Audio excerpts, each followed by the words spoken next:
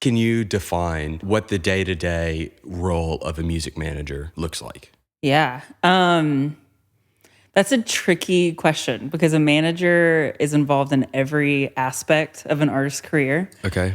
And so to define it, I'm like, oh man, where do I start? But I mean, the sole responsibility of a manager is to grow an artist's career. Okay. And to also artists have to have a vision or there's nothing to manage. And so I always tell artists, I'm like, well, if you don't have a vision, then you probably don't need a manager yet.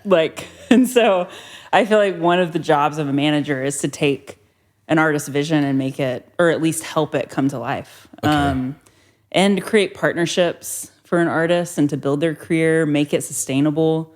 So that's a blurry answer, but it's a blurry job. Well, that's kind of why I ask, because I want to know, I also work a very blurry job. Yeah. I want to know where you start when you're working with a new artist. Yeah. Do you sit down and say, here's kind of what my job looks like. Here's what you come to me for. Yeah. Here's what you don't come to me with.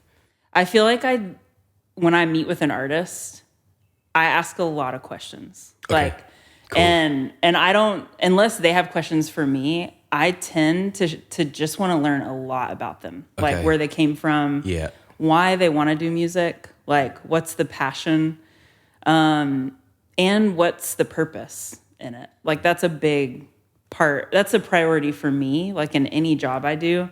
I think there was a season in my career where I was more of I'll do any job just to get an opportunity. And I feel like, and I feel like now it's like, oh no, like purpose has to be in the midst of it. Like I'm a very whatever job I take on or artist I want to manage, or even in tour management, whatever artist I want to tour manage, I partner with purpose. And so cool. I feel like for an artist, it's like, I want to hear, why do you do what you do? Because I think it's hard. You have, as a manager, you have to walk into any room and want to talk about that artist. And no matter what the room is, you have to feel like I could go into any room and I want to tell all these people about them. Yeah, that's and really I want to tell them all about their music and why they're here, what they have to say.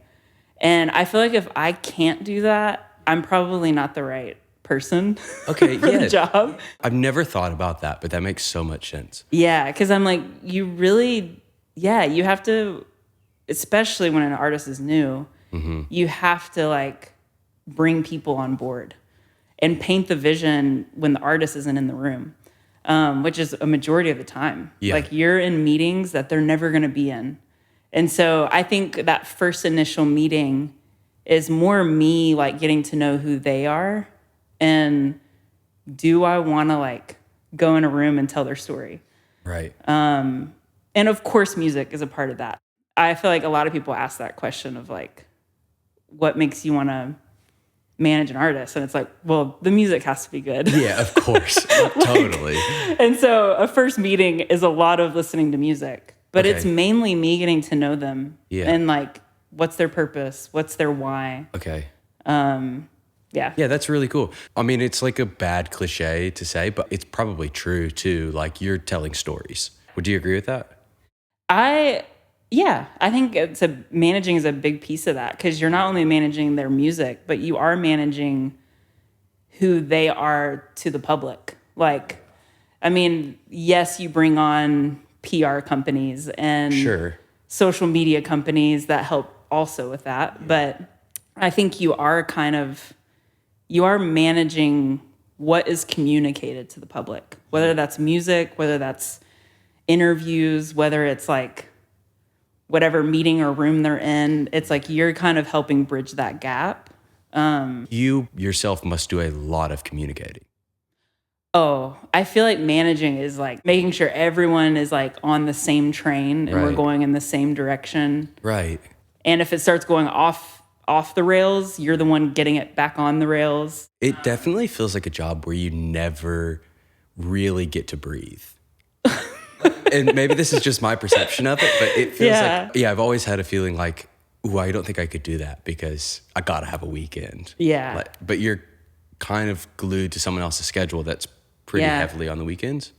I mean, Yeah, I mean, time off tends to not be someone else putting that on you. Yeah. I would say like a manager, the hardest thing is you yourself deciding to turn it off. Okay. And I feel like there's an art to that. And Totally. I've had to learn it over time, and I'm still learning it. I'm like, I have to relearn that because it looks different in different seasons. Sure. And I would say like in busier times, whether that's like releasing an album or this tour is going out, or I feel like it's a roller coaster. Like there are times when it's really busy, and then there's some times when you can like take a breath easily. Yeah, okay, sure. And so I feel like no matter what the case is, I kind of shift what rest looks like. Okay. And for me, I think it's like deciding, okay, this week we might have like 5 different things going on each day, but at 6, I might shut it off. Yeah. Or on the weekends, I might choose that like Sunday is going to be like completely off. Or even like when we're traveling, it might just be like an hour or 2 where I'm like, I'm going to go get coffee with everybody. Like, I see. Okay. I'm going to turn off in those hours. Yes. No, but I totally it is hard. get it. I mean, I think there is an element of where you were on all the time, or you have to be ready to be on. Cause like the day where you're off might be the day also that you get the phone call that like, everything's canceled and you have to move everything. And that's hard. It's not an easy job. You tend to be the first call. So it's like for everybody. Yeah. For everyone. So I think it is over time, you kind of figure out how to carry it. I look at like 10 years ago when I first started on touring, it's like, oh man, the simplest of things would spin me. And no one knew it, but I would be like, whoa, I've never navigated this before. So like, I'm learning it in real time, which now it's like not everything I've experienced before, but like a majority of things, it's like, oh yeah, it all tends to work itself out. Right. Totally. It gets easier over time. So we talk about capacity a lot. Yeah, I'm assuming you feel like your capacity's grown. Yeah, absolutely. Did you want to be in management or no? That's a good question. Because it's just funny because I don't think I planned on being in the music industry. You went to college? Yeah. For art? For art school, yeah. Okay. Tell us about that. Yeah. I grew up in a family where like my dad was a promoter and very involved in the music industry. And so I always saw it from afar. And honestly, I had no interest. Like I always loved music, but I just never looked at it as something I would want to do. And I would like dabbled in photography and like ended up going to art school in California, like right after high school. And I feel like even back then I was such a dreamer and like I always wanted to do things with purpose. Like I would say like that's a theme throughout my life. Like, and I kind of saw like, oh, I want to do music photography. I want to do like album artwork. So I should just move to Nashville. Like I'm going to go there anyway. Yeah.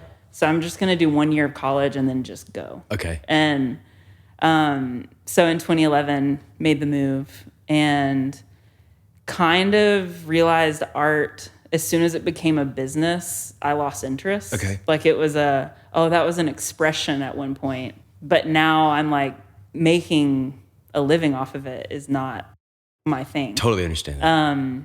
And then in classic Nashville ways, we all end up in the music industry. Yeah, totally. And so all of a sudden I was like, oh, I'm taking time off. And then a tour that my dad was a part of, like they were like, will you come out and just work a booth on this tour? Okay. And cool. I didn't know that. That's cool. And I was like, sure, I get paid and travel and like, I'll do it. And then I got out there and was like, wait, how does this operate? Yeah. This is crazy. Like, and honestly, more on a personal level, it was the first time I was 21 and it was the first time where I realized like, wait, this is what my dad got to be a part of all along. Like, I mean, he was gone so much growing up, but he is such a good dad. So like, it was never an absent thing.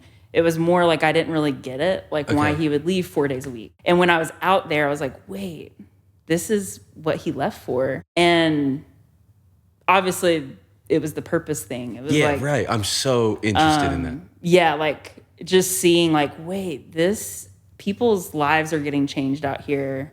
Like, this is such a fun environment. Like, this is a job. This is crazy. Like, it kind of just made everything click. And I even looked back on my childhood and I was like, wait, I get it. Like, I never knew I needed to understand why he left and did this job. But like, as soon as I was put in a position where I was able to understand it, I was like, wait, I want to be a part of this. Like, this is cool. So cool. It's creative. It's, and of course, from that standpoint, I was more interested in tour management. Sure. Which, even as a tour manager, which I still do now, I've always leaned more management driven. Okay. Like, what would be the other end of that spectrum? I would say there are people that do tour management and it's strictly a task driven job. Okay. I book the flights, I advance a show, I settle the show, it's done. Like, and I would say like the management side of it is like, how are we growing? And how are we like growing a team, growing whatever the artist's vision, like helping that be implemented on the road. And so I always leaned that way. Like and I think a bit of that is the creative side of me. I kind of relate to the artist, even though I'm way more. Yeah, but I know like, what you're saying. Admin and logistical. It's like, I've always understood the creative brain because a majority of my family is creative. Okay. I myself thought I would still be doing creative things today. Right. And so, so I think it's always been a natural, like I gravitate towards that because it's like, wait, I want to get inside the artist's head. Yeah. Like, what do they want their show to look like? How do they want to see their team grow and expand? And, and even like, I know this is crazy, but somehow budgets are creative to me. Okay, like, cool. Yeah, say more. It's like I can look at a budget which is like for any new artist or experienced artist, it's like you're just living and breathing budgets most of the time. You're like, how does this all fit in this? And I have found it to be such a like, which sounds so nerdy, but I'm like, it actually like, there's a creative aspect to it. Cause you're like, wait, how can we achieve all of this and pull it off with this? And which sounds insane that I'm even saying that. Cause I'm like, when I was in art school, I would have never thought like managing a budget would be creative. Well, problem solving is creative. And also when you said it's kind of nerdy, I was like, no, as though being nerdy is a bad thing. Yeah. My favorite people are really nerdy about something. So it kind of makes sense that there would be some creativity because it's a ton of problem solving, I'm assuming. Oh, that is genuinely like tour management is you try to get everything as organized as possible to make the show day as easy as possible. Okay. But then also be as flexible as possible because it's like everything changes. I bet that has served you so well in management. Oh, yeah. I'm like, I tell people all the time, I'm like, pivoting is just what we do. Like every day there's something where we're like managing expectations, whether that's with a team or the artist or whatever, and then being willing to pivot from like, I mean, I was just having this conversation with someone recently, an artist, and I was like, man, like we have to pay attention to like the closed doors. And it was a big conversation. It was like, this is the dream, this is the idea, but like there are times, especially in what we do, where like doors close and you have to be willing to pivot. And that's not a bad thing. Like, interesting. Because those kind of direct you towards the open ones. Yeah. Let's not pay attention so much to the closed doors versus let's just like, how can we pivot? And that's problem solving. This isn't as much of a problem as it is, this just isn't the right door. So let's like go over here. I feel like that has come a lot easier now than like 7 years ago. Yeah, okay. I think a closed door was like, oh man, like I'm gonna spiral now. Like because it's just problems. Yes. And like versus now, I think I have I just have an easier time looking at them as like, they're not problems. They're just pivots. They're just changes. I keep hearing this thing. There really isn't failure. There's just success and learning or success and information. Yeah. I want to get into the meaning purpose bit of it. Do you have a good idea of how you would define like what your purpose is? I butchered asking that. That's a massive question. I mean, purpose for me, I feel like there's kind of different, you could almost say they're like mission statements or mottos or like things you live by. And I mean, purpose for me in my personal life, which I think impacts professional life, Of course. is obviously like I'm a Christian. So there's a lot of like faith drawn into like what I do for a living and also how I live my life and the decisions I make. And like, I feel like I'm like, purpose is going to be defined by like what I feel like my purpose in life is, which is like, I think it's building the kingdom. And I do that through like my profession. Yeah, so like, of course. I think purpose for me in like managing, like if I'm just defining it in managing, is because I will say the difference in tour management is I don't think it's as much as a partnership. Okay. Like tour management, I am actually not as picky about who I tour manage. Okay. And I hate to use the word picky, but it's more like I my understand. purpose in tour management, I would say it was like more about behind the scenes and the people I'm interacting with, being professional, doing like, honestly, it's crazy to me. I know a lot of managers and tour managers who are just like not taking their job seriously. And I think someone told me one time when I first started, they were like, hey, you actually don't have to tell people your resume or like how much experience you have. Just do the job well. Yeah, okay. And it'll speak louder than any of those things. And so I think like purpose in tour management was like, do the job well because it'll speak loudly of like who you are. You care about people. You want to communicate well. Right.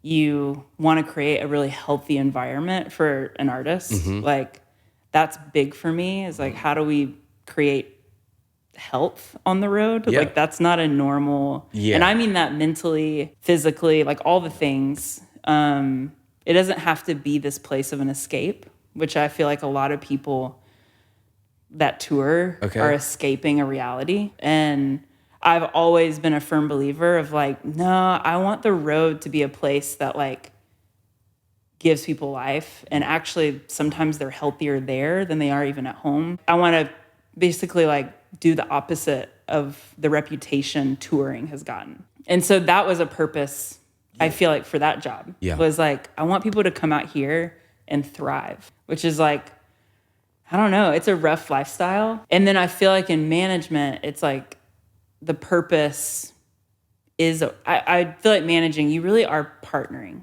with an artist. And it goes back to that, like they have to have a vision. And a purpose of mine in management and being a little more selective is like, that purpose feels like it has to align a bit more with my like personal life, just spiritually. And like, it's that whole thing going back to like being able to go in a room and tell people about this person. I want it to be actually like separate from the artist. I want it to be a message that I'm okay walking in a room and telling a room about, because I think sometimes the message is just as important as the artist, if not more. Like, and I don't know if I think like that in tour management. Like tour management is a little more behind the scenes. Almost task oriented. When like management purpose wise is a lot more like, wow, I've got to believe in like the message we're promoting. Because every day I'm trying to grow that artist's career. So if I can't believe in what we're doing, and for me, it's like faith, there is a Christian faith element I hold pretty like as a high priority for me. It's like being able to go into those rooms and say, this is what we're doing. Like, I think is important for me, like personally, to partner with that artist. I gotta believe in the message. Biggest fan. And I mean, a lot of that purpose too is defined, which I keep going back to like questions you've already asked. Yeah, great. You asking about like, what are some of the questions you ask an artist? I always ask them, what is success to you? Because I think as a manager, if we're chasing a different success, like rank. Like, we have to have the same definition. Yeah. Because I have watched other managers and artists, they're chasing two opposite things. A manager will come into a meeting and be like, we did this. And the artist is like, I don't really care. But when you're like pursuing the same type of success, I think it's a true partnership. I've totally seen that happen and not been able to articulate it as well. How do you define success? I think for me, it's like, I think music is powerful. And I am very hesitant on people that work in the music industry that are not fans of music. You are, I think you might be the biggest fan of music that I know, and I'm not joking. You know what's going on at all times. You know what's relevant, and your knowledge of classic music is impressive. There's just a problem if like you are in the music industry and you don't even like music. Like, yeah, totally. What was the question? The success? How do you define success? Yeah, so I would say like being a fan of music, I understand how much music has impacted me. Yeah. And like, I would say, yes, as a manager, you kind of are in the numbers. You're in the like, how successful in terms of industry, like a song is doing, or ticket sales are doing, or like whatever it might be. Yeah. But I also, and I have to remind myself of this, it's not like an easy thing, but it's like, oh, there's people on the other side. Like, there are, like, I want to work so hard to get this music out to as many people as possible because I know the impact music has had on me.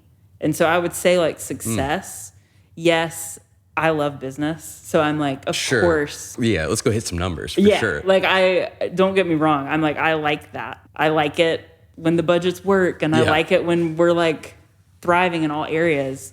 But I also like real success. I can look at all of that and be like, I know what this is a reflection of. This means the music's connecting and the music is reaching people. It's making a difference in people's lives.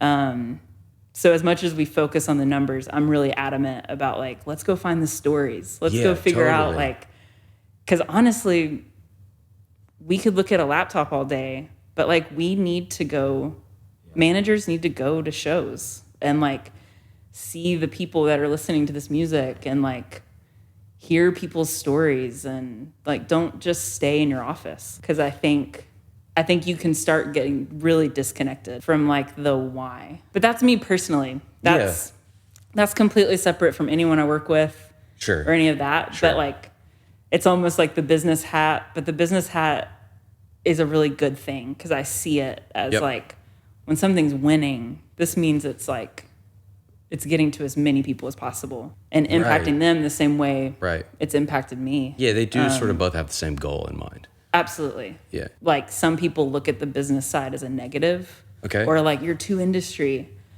And I just think there's like... That's reach. There's a different way to look at it. It doesn't have to be defined as industry. Okay. Do you consider yourself to be ambitious? Yeah. Yeah, I feel like that has been like I always have. Was that modeled by your dad?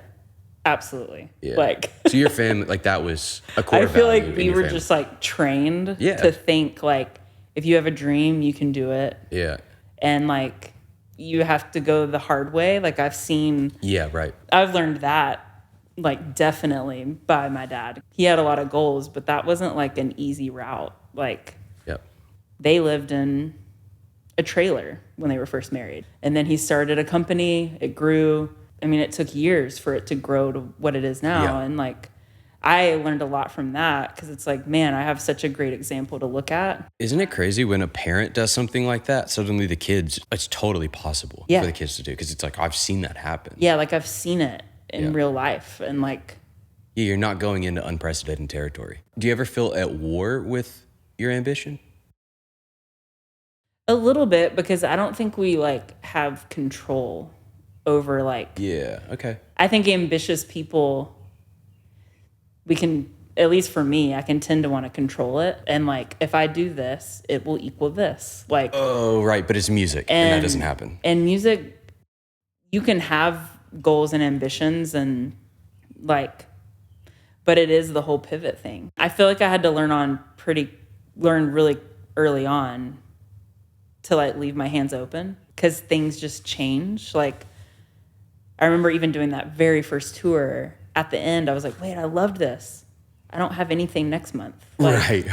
And then I look back now and I'm like, Yeah. I toured every month for 6 years straight. But I remember that feeling of like, I have all these goals, but I can't make them happen. And I think there's something like, I do believe that there is like divine alliance. Like, I think there's things that we can like go out and try to do. And then I think there's these like divine moments where you meet the right person on the right day and it leads to like this opportunity. And I've seen that over and over in my life. So I'm like, it's a hard thing. Ambition, I hold lightly. Even though I am ambitious, I just am like, tomorrow something could get diverted, or also a new idea could come. Right. And I don't want to do this anymore. Right. Totally. Totally. I'm like, it can go both ways. As an idea guy, I totally understand this. Yeah. A year from now, the idea might change. It might not be as much like everything around me changing. It must be interesting I understand this, working in the music industry. I'm not an artist. My name carries zero weight. Yeah. So I can be as ambitious as I want, but that ambition historically has been on other people's coattails. I think I wrestled with that for a little bit, feeling like, waiting on the phone to ring. Yeah. Like, that sucks. But then over time, I've learned to embrace that and call myself a door opener. I'm somebody who opens the door. Rarely do I walk through the door. But what I do is I show up a little bit early and I set the table, I get the food out, and I make sure it's well lit and beautiful and ready to go. And then I open the door for the artist to walk through and say, here you go. Yeah. Go out there and do your thing. It's an interesting thing then to have that ambition where there may be a way you think you should set the table, but you're not actually the one who's going to go sit at the table. Yeah. Yeah, it's crazy because like our jobs and even like what you do is to really make other people's ambitions come to life. And I say we don't make them happen. Like, I think it's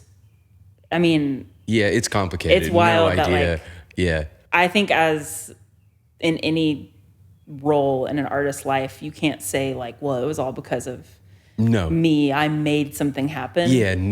But I would agree. It's like setting up the table. How do we like set this all up to win? And then you have to be okay if the artist comes out and says, I hate this table. Yeah. I mean, I think one, like, in ambition and how like there's really no control over that. Like, it's different than even like the medical world where I'm going to go to school, I'm going to do this, I'm going to check these boxes. And then I'll get out of residency and go do this. Even when someone asks me like, how did you get to do this? It's no clue.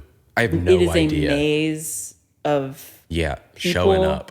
It's showing up. It's like doing the tough jobs to get to like the one job that you really love. And there's a whole road to it. But I like think more than ever, collaboration is, and I'm saying this among like ambitious people. Collaboration, I think there's like a light turning on for everyone that like, oh, we didn't get here on our own accord. Like, it took collaboration and I'm seeing that more than ever in like business. Interesting. Like, managers are friends. Okay. Which has not historically been the case. No. It's usually competitors. A bit isolated. Yeah, okay. Like, and I've seen that like among a lot lot of different departments. That would be true. You see it in songwriters. Like, more songwriters are collaborating and more artists are collaborating than ever. And like, I think that is the key to like combating competition. Like, is collaboration. Yeah, it's so easy to be competitive with somebody when you're seeing their Instagrams. Yeah. But then when you meet them, you're like, I really like this person. Yeah. And I think that's happening in business. Like, collaboration, like, everyone has a part of this. Because, like, the ambition thing, because of, like, it's almost like we all realize we don't have control. Like, how many artists leave managers or leave labels or... label teams not even looking the same or what. There's just so much change all the time. It's like, how do we set goals together versus individually? We all realize we can't get to the next thing without people. And like without a team. Like, I think it's just we finally realize it. Like we all can't do it alone. Yeah. I don't think that's a new idea. It's more so, I don't know. I just see more people collaborating and it seems to be healthy. And What's like the most fun part of the job?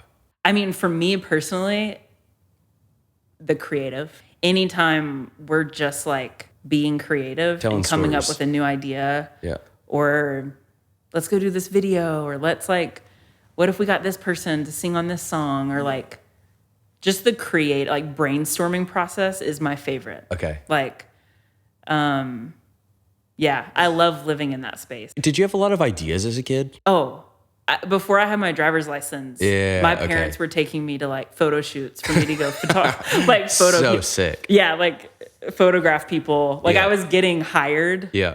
And they would have to drive me to So the photo sick. shoot. Yeah. And I'd be like, yeah, I just got to be at this park at this time. And Right. I'm taking photos of this family. And like, Right. And I was like 15 and 14. I had like a website. There is something where it's like just built in as a kid. And we were always making movies, me and my brothers. We have so many home videos where we would Sick. create whole stories. Yeah. And like, we would all be the actors. Yeah, I mean, we would make movies all the time, which my brother now works in film. Okay, and I didn't know that. My other brother is a creative writer and professor. Oh, so cool. And of English. Or I guess he's like a professor of creative writing.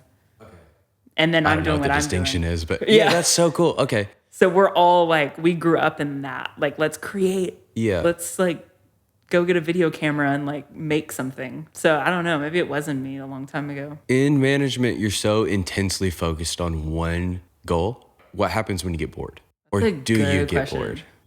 Oh yeah. I feel like that it's hard because there's not an answer for it. I'm like when I get bored, I think I don't know. I just know for me, there's a lot of plates spinning, but that's what keeps it really interesting. Yeah, it's funny as much as you're like trying to like get to the finish line of a busy Yeah, totally. season. Then you get to the end. Then you get to the end, you're like, wait, now I'm bored. Yeah. So I'm gonna take on another thing. Yes. I And then they all probably get tend busy. to do that. Okay. Which is, I don't know if that's a good thing. Like Yeah. I will get bored and then I'll just be like, well, I'm gonna go start something else. And Yeah. I hope that's not a Or- bad thing, because if it is, I'm in trouble. yeah, maybe that's a good thing. Like, I don't know. I mean, yeah. I think there's something to be said for putting your head down on one thing, but Yeah. also I learn from the other things. Okay, like running this podcast is making me a better communicator. Mostly Yeah. because I listen back and I'm like, oh my God, what are you Yeah. even trying to say there? Yeah. And becoming better at communication is helping me in spacewalk world. Mostly that job is communicating to either management, artist, or the people who are coming to the shows. So what I'm hoping is that through all the different things, like I'm learning little skills that help me in the other ones. Yeah, I think the beauty in like, I do best when I've got multiple things happening. Yeah, me too. I'm actually not a great, like, I'm going to think about this one thing over and over and over again. Like, I like having multiple things going at the same time, which I don't know if you could be any other way in Yeah. this job. Like, Oh, right. Because there's just always, like, different things happening at the same time. Right. But, yeah, I mean, bored is like, yeah, I'm like, maybe I should get bored more. Where do you think ideas come from? I mean, my first thought, like just hearing that question, I'm like, most ideas I think are inspired. So I wouldn't say they just come out of nowhere. Like By your experiences or by things you've seen? experiences. I mean, even most artists, and when I say artists, I mean more like visual or like, I mean, every project I've ever worked on has a mood board. Yeah. So it's inspired. It's a new idea, but it's inspired by many Yeah. pieces of art. Okay. Like, it's very rare to come in and do a video shoot and have no reference. Right. Like, in some ways, we're all doing new ideas, but is it really, like, it's a bit stolen, a bit like, I've experienced these 10 things that brought this new idea. So, I mean, I think remaining in a space of like being inspired is important. Okay. That's probably why I try to read. I try Okay. to listen to music. I Yeah. listen to a lot of podcasts. Yeah. Like, Yeah. I feel like all of those things, even like other management teams that I follow, And fortunately, I have so many friends that also do similar stuff to me. So like, even when I'm hearing other stuff they're working on, I'm taking like mental notes. Yeah, right. It's not as much about copying, but No, it's but I being, understand. like, inspired. Yeah, it's like different palettes. Yeah, it's like, wow. I mean, I did that in art school. Like we had binders full of, we would spend hours just going through like art books and ripping out pages, and then it inspired your next piece. And I would say like we're all doing that, like especially in the entrepreneur. Yep. We also world. can't really break the rules unless you know them. Yeah. Like, do you know what I'm saying? Management seems like a very demanding job. How do you manage that time-wise? That is something I've had to learn over time, and I still mess up a lot. Like, of course. It almost feels like the one topic I'm like, man, I am constantly trying to figure that out. Yeah. Like, it's a constant state of... Yeah, I get it. Am I on track? Like, am I starting my days early enough? Am I like... I'm constantly in that question mark. Did I give too much time to that, and now it's taking away from this? And I have tried, and just to start with like the professional side of things, what I've tried to do is like Sunday night or Monday morning, make like it helps me to get everything out of my head, like write it all down.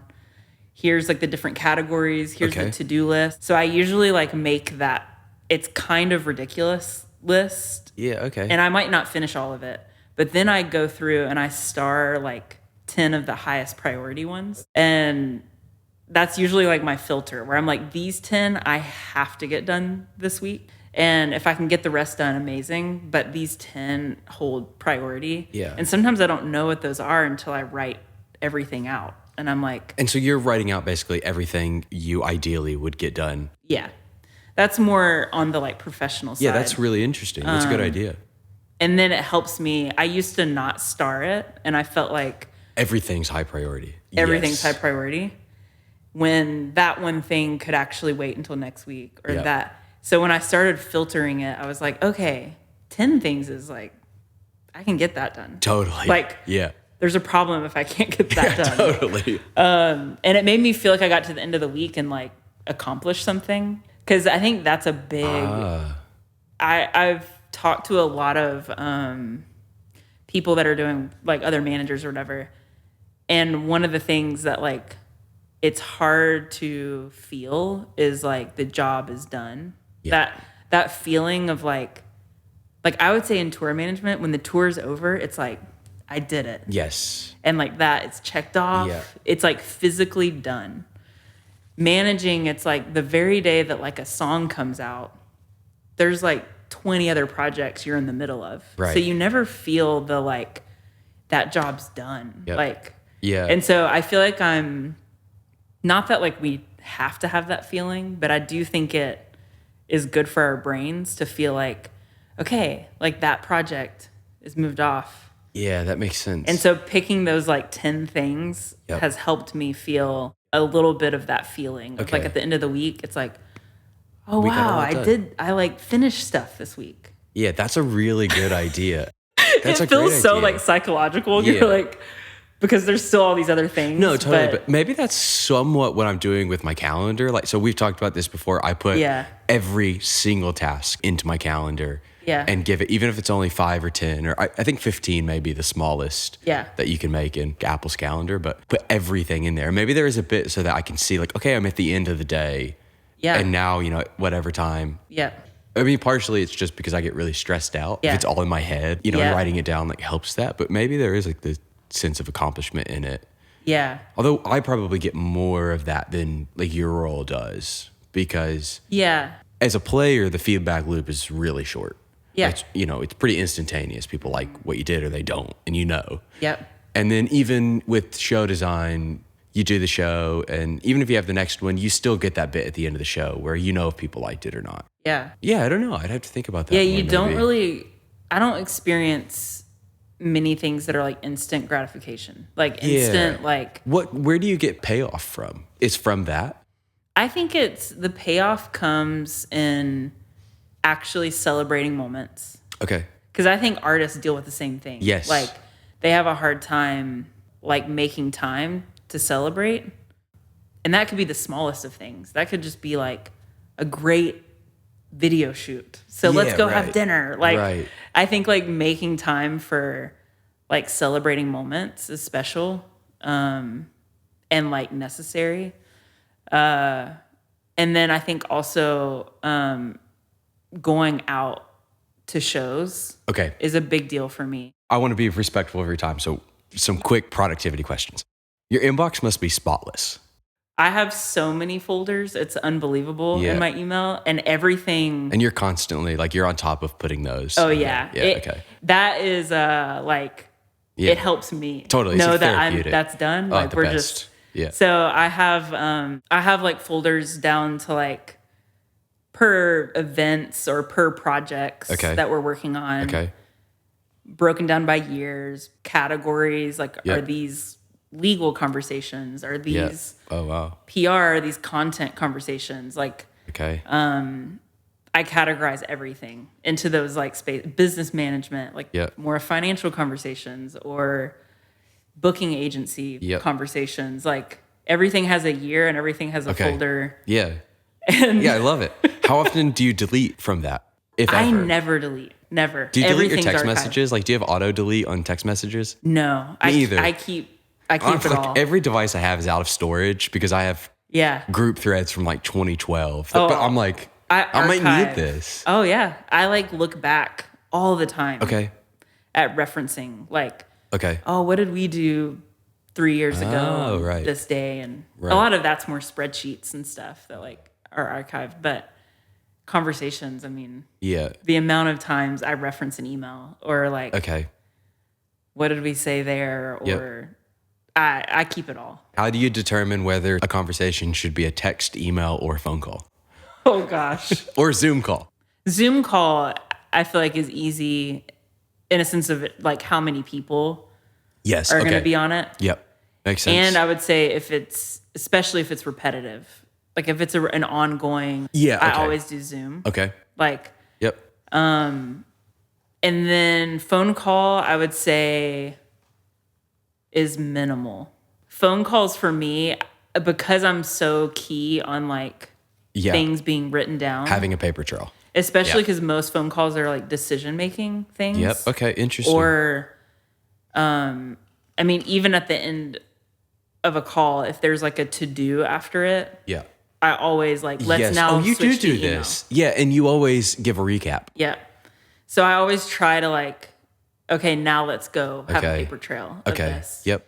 Texts are a funny thing, more so because I lose them. Like, oh, you can't find them. The search function is broken. Like, I love that there's unread now, but to this day, I'm like, later. If you want a faster response, email me. Like, especially if it's work related, because oftentimes I'll have to like look at something in order to answer your question. It's always a question. There's very rarely ever information coming to me. It's always a question. And so questions, like, please send them an email. That like, makes because sense. it requires me to follow up. And if it's telling me something, text me. That's fine. But questions are hard to be in text for me. How often do you work from home versus out? I work from home 3 days a week. The same 3? More like 2 days a week. Mondays, I usually go to like Franklin and just plant and try to have meetings just to get or out like, that's kind of my get the week started day. Tuesday, Wednesdays are in the office. Thursday, Friday tend to be at home or I'm traveling.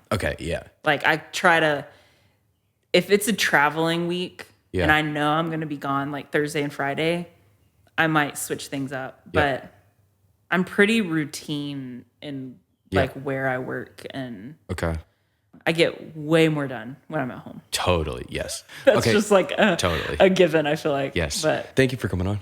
Absolutely. So fun. This has been a blast. This is awesome.